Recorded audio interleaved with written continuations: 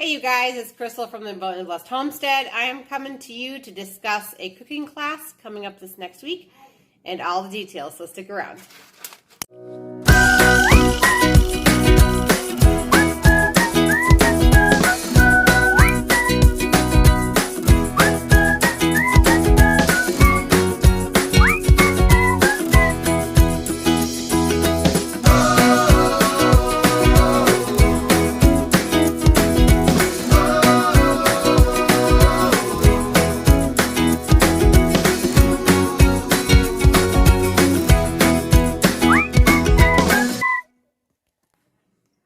So, as you guys know, the last couple of weeks we have not done a live cooking class for different reasons, but the good news is the greenhouse got up this last week. So, I plan to do a live cooking class this next Tuesday. It's going to be a little bit later though than what we normally do. We normally aim for 5:15 Central Time, but I have an Azure order coming in right around 5 o'clock on Tuesday night. And so we're going to go ahead and push the class back to 6:15 Central Time instead of 5:15. So just make that note.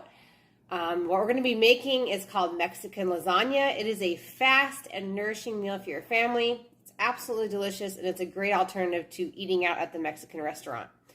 One thing that you're going to have to do is you're going to have to make refried beans ahead of time, and you're also going to need to soak those beans at a minimum.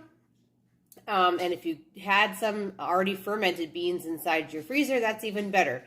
At this point, if you don't have any fermented beans in your freezer, obviously you're only left to go ahead and soak those beans overnight with apple cider vinegar.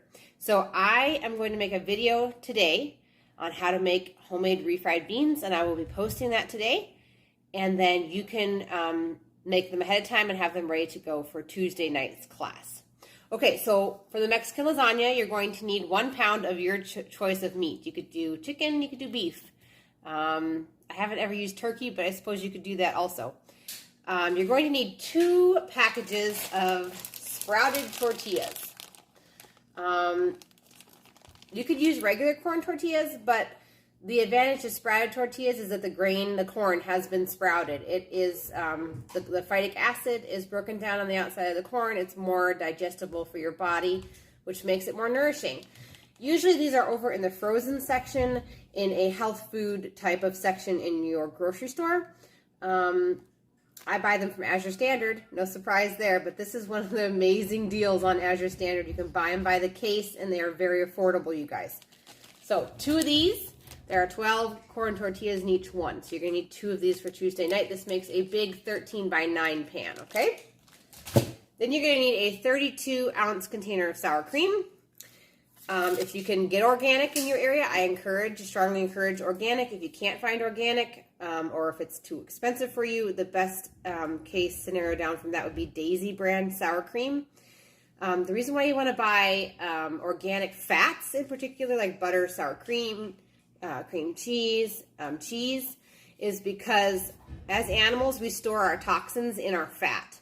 So if you're eating fat products from an animal that has been around a lot of toxins, you're basically eating the toxin because it's stored within the fat of the animal. So in this case, it'd be stored within the fat of the milk. So keep that in mind. So 32 ounces of sour cream. We need 32 ounces of salsa. If you're a home canner, that's exactly 1 quart. We need 2 cups of cheddar cheese. 1 batch of the homemade refried beans, which I told you I'm going to go ahead and post a video about that today, so you guys can make that ahead of time. And optional is 1 small jar of green chilies. Green chilies add a lot of flavor to this meal, and if your family's not afraid of a little bit more spice, it's the way to go for sure. So those are all the ingredients for Tuesday night. Like I said, 6:15 for Central Time for our cooking class. We're going to make this meal together. And I will go ahead and get the other video up about refried beans. If you want to know how to ferment beans, I have a video on that. I can leave it in the description below. A simple soak on beans is taking your beans, in this case they are pinto beans, putting them in a glass jar, submerging them in water. I usually go about 2 inches of water above the beans, and then adding 2 or 3 tablespoons of raw apple cider vinegar, and you're going to let that soak overnight. and then you will rinse them, and then you will make the refried beans. That is at a minimum. At a minimum, you should do that. If you have more time, obviously if you're seeing this right now and you don't have fermented beans inside your freezer, then you're left with just soaked. But what I'm trying to tell you is just soaked beans is better than non-soaked beans. Just regular dry beans that you're cooking right away. So you want to make sure that you do whatever process your time allows for. And so that's about it, you guys. So if you guys have the pinto beans inside your freezer that have been already fermented, that's awesome. You can use those. But I'll go ahead and put a video out on how to make refried beans today. And then I will see you guys on Tuesday night, 6:15 Central Time. Thank you for watching. Thank you, and hello, and welcome to all the new subscribers. I really appreciate it. Refer all your friends. We'd love to grow our channel and our community here. Thank you so much for watching, and we'll see you guys later.